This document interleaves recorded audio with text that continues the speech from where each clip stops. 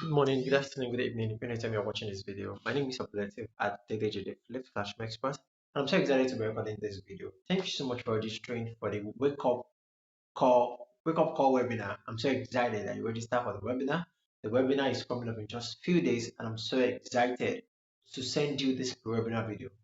Okay, so let's get right into it. So this is just like an introduction to what you're going to be learning in the webinar on Saturday. So I want you to watch the video, answer the question at the end of the video, and then get ready for the webinar on Saturday. So let's get started. Why do we need to wake up? What does it even mean to wake up? What are we waking up to? Dear teachers, why do we need to reimagine the way we teach for the world that we don't wait? Why do we need to we think the way we teach, what we teach, and how we teach? Let's get started. All right. The wake up call. We are preparing students for jobs that don't exist using tools from the past. This is what we need to wake up from. What do we need to wake up from? We need to wake up from this fact. We need to wake up to this fact. We need to wake up from our, what's it called? From the idea. We need to wake up from the idea that the way we teach is normal, or the way we teach is enough to adequately prepare our students for the future of work. We must understand, we must wake up to the idea that we are preparing students for jobs that no longer exist using tools from the past. A lot of jobs, as at the time you are in secondary school, either you're watching the video right now, most of the jobs that we have right now, data analysis, that analysis, cyber security, all these things, you don't even have it then. You cannot even aspire to become those things. But now they are the job of the present, no longer even the future. Most of the skills that people need in jobs right now, you are not taught during your own time. It was not part of the curriculum during your own time, because as at that particular time, most of these skills are not, even though they are necessary, but they are not really well spelled out. They are not like major requirements then.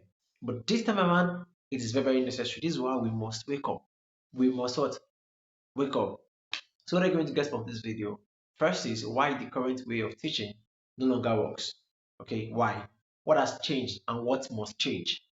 What has changed in the education industry and what has changed in the world and what must change in the way we teach so that we can be able to prepare our students for the world that matters. The future of learning from an African lens. What is the future of learning? What is our education supposed to be about? Then lastly, how to show up ready for the wake up call webinar. How do you show up ready for the wake up call webinar? Let's get started. So the old system we all know. So in the old system, in the way we teach, in the way we were taught, and the way we have been teaching, these are the facts. Teachers are the sole source of knowledge. It is no longer true. Students are passive receivers. Students sit down and then they listen to their teacher talk for 35 minutes out of 40 minutes. And then the teacher will now say, do you all understand? Yes. Any question? No. Also, success equals to high grades. It's the old system automatically assumed that once you have high grades, you are already successful. This is coming from someone who graduated as the overall graduate of his school. It is not true. High grades don't necessarily determine success. There are places where your grades matter, where our grades, we need to encourage our students to achieve academic excellence, to have high grade, but it is not enough. It is not enough. High grade does not automatically translate to success. Learning equals memorization. Because the only way we are able to know that our students are learning is when we tell them A for apple and they're able to tell us A for apple. Memorization does not equal to learning. Learning, if you check for those of us that read education, learning is the permanent change or relative permanent change. That is what's it called? That is due, sorry, the relative change in behavior. Yes, due to what? Due to experience, due to an information that you have been exposed to. So before you can say your students are learning, there must be a change in their behavior, there must be a change in what they know before, not just being able to recall information, but is that it must show in their behavior, it must show in their attitude, it must show in the way they solve problems. That is what learning. All of these things that I've said here, teachers act as sources of knowledge, students are passive receivers, we assume that students equals to high grades, and we take memorization for learning. All of these things work then, but it doesn't anymore. This is why we must wake up. We must wake up to the fact that all of these things work then. They worked 10, 20 years ago. It does not work again. It doesn't. So what does the world demands now? These are the things the world demands now. The world demands that our students are equipped with critical thinking. They can think critically. They can be able to think critically. Creativity, they're able to bring out new ideas. They're able to innovate. They're able to like think up ideas and solve problems. Collaboration, they're able to work with other people. Trust me, nobody's going to in this world. Nobody can get anywhere without the ability to work with people. Nobody's an island. You can't do it alone. Communication, they must be able to communicate their ideas. These are the things. Unfortunately, all these things are not in our curriculum. So what it means that we must teach our students in a way that they naturally develop all these skills while in the classroom without we spelling it out. Okay, they develop it naturally because of the way we teach them. Adaptability, students must learn how to adapt. A lot of things are changing. You must know as a teacher yourself, if you don't adapt, you're boarding a bus that is rushing towards irrelevance. That's it. In fact, not a bus, bus is too small. No. You are boarding a flight that is going towards on a journey of relevance. We must be able to adapt the same way. Most of the job that we think we are have today, most of the job that our students are going to take in the future, most of the work they're going to engage in the next 10 to 5 years, some of them are not even available right now. They don't even exist yet. So they must know how to adapt. Digital fluency, they must be able to use digital tools. They must be digital literate.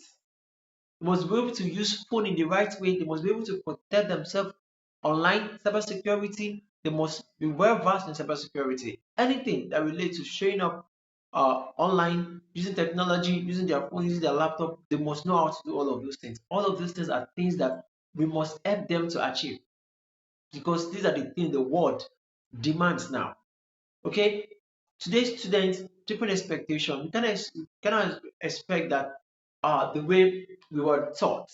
Okay, what is expected from students 20 years ago, it is not what is expected from them. And also, what students expect from us, what students expect from teachers 10 or 20 years ago is not what they're expecting now. Why? Because they learn faster from YouTube than from textbook. Students watch videos, students learn more with videos. Videos are something they are used to. And who conditioned students to learn with videos? We did.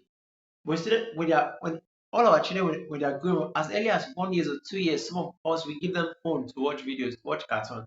So they are used to absorbing information from what? From videos. What if we can do that? What if we can also integrate videos into the way we teach so that our students can be able to what's it called? Learn faster. Okay, they want meaning, not just marks. So it's not just about scoring 100 over 100 in the exam again. It's about this thing that you're teaching me that I'm reading, I'm going to pass the exam. What does it mean? What is the meaning? What is the significance?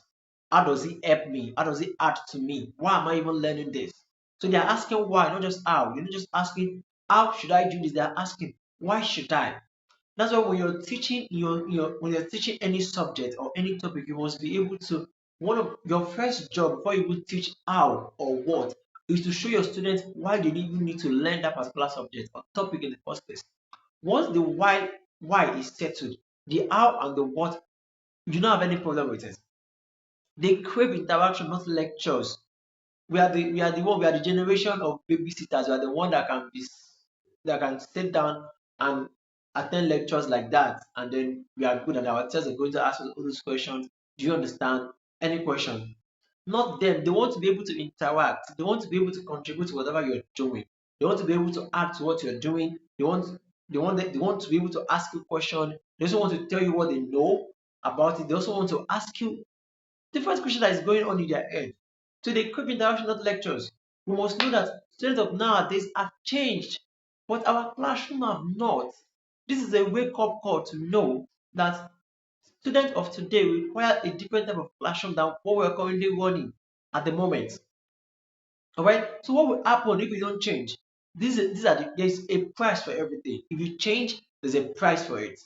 Yes. If you don't change, there's a price for it. What's the price that you change? Is that you need to learn something new. You need to do something different. That is the price. But this is a good price because you're going to get the reward. But what is the price of staying the same? Our students are going to graduate unprepared. We have a lot of students who graduate with first class, graduate with a lot of different classes with different classes, but see them out there, they're looking for job, they don't have much to do, they don't have anything to show for it. because they are shouting there is no job, and employers are shouting there are jobs, they can't get people to do it. Graduates are shouting there are no jobs because our students graduate unprepared, they graduate without the skills that they need to function in the world. Okay, our profession becomes disrespected.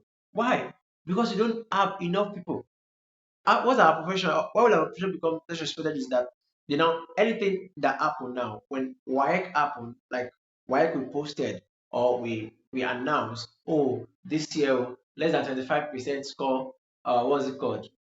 This is just hypothetical, please. Less than 25% score, 5 crediting units, have 5 credits including matter and English. And the next thing you're going to talk about, you're going to shout teachers, teachers, teachers. Okay, now everybody will feel like, oh, teachers are the ones that are not doing their work. When students get out there and they can't find job, they can't do all these things, we start feeling like, these are teachers. Now these are the people you teach. They can't get job. They are not qualified. They are not where you keep. That is it. So this is not just about our students, it's also about us. Is that for our work to actually have the impact that it's supposed to have in the world, we must change the way we teach. We must change how we teach. Okay? Teachers face burnout, frustration, and stagnation. So you don't progress if you don't change the way you teach because things have changed. So if you don't change with change, you are going to be replaced by those that have adapted. So you're going to face burnout because the thing is, you yourself you're going to face some kind of unfulfillment because you're teaching, but you're not seeing the result in your students. You're not seeing the biggest reward that teachers have in the classroom is that fulfillment of knowing that they have been able to help their students become better. But when you are preparing your students for a world that is no longer there, what happens? You don't feel the same enjoyment. Your students don't give you the vibe that you want. Yes, they don't give you the energy you want. You don't get the energy back. Okay, so you're going to be stressed. You're not teaching them the way they learn. They are not learning the way you teach. So both of the student and the teachers, nobody is going to be fulfilled. Frustration is inevitable. Then stagnation. You cannot move forward. You cannot even come out and say and put on your CV that you what was it called that you prepare student that did very well in the WAEC. No, okay, so you also feel stagnated. You don't feel that progress, that joy, that fulfillment that comes from what? From teaching. Then education loses power to change lives because the way we teach is no longer preparing our students, it's not preparing them for the world they are in. So people will go to school and they will come out and they will have nothing to show for it. And then some crazy people will start saying, school is scam. This thing is scam. School is not scam. Education is not scam. We just need to rethink and we imagine the way we teach and what we teach. Okay, because as a teacher also you must know if you don't evolve, as I said, you are boarding a flight that is running towards irrelevance, that is flying towards irrelevance. All right, so this is the call to reimagine teaching. It is time to reimagine what, how, and why we teach. We must stop just delivering content. We must build competence. This is a call for you as a teacher, not just to deliver content, but build competence. Not just to cover syllabus, but uncover potential. Not just to teach for exam, but what? Teach for life. We must move from survival to significance. This is the call. Again, not just to deliver, to stop delivering content and start building competence. Just to stop just covering the syllabus, but to start uncovering the potential of your students. Just teaching to stop teaching for exam and start teaching for life. This is the call that you've been waiting for. All right. So what are the things that you have to expect on the webinar? From the webinar itself, on the wake up call webinar, you're going to learn how to prepare your student for a fast changing world, how to use technology without being overwhelmed by technology, why flipped classroom are the game changer for you, and how to teach smarter, not harder, the African way. All right. So how do you prepare for the webinar? Answer these three questions. What part of this video resonated with you the most? What is that thing that I mentioned? What is that that you read on the screen that resonated with you the most? What is one thing you know needs to change in your teaching? Okay. And lastly, what are your expectations for the webinar? Final challenge: wake up with us. This is your time to wake up. This is the wake up call I've been waiting for. You must wake up with us. Your students are watching. The world is changing.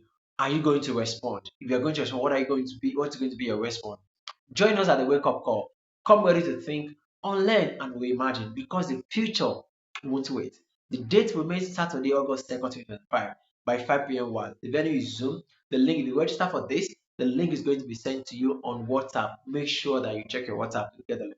Thank you so much for registering for the wake up call webinar, and I'm glad that you have watched this webinar video to the end.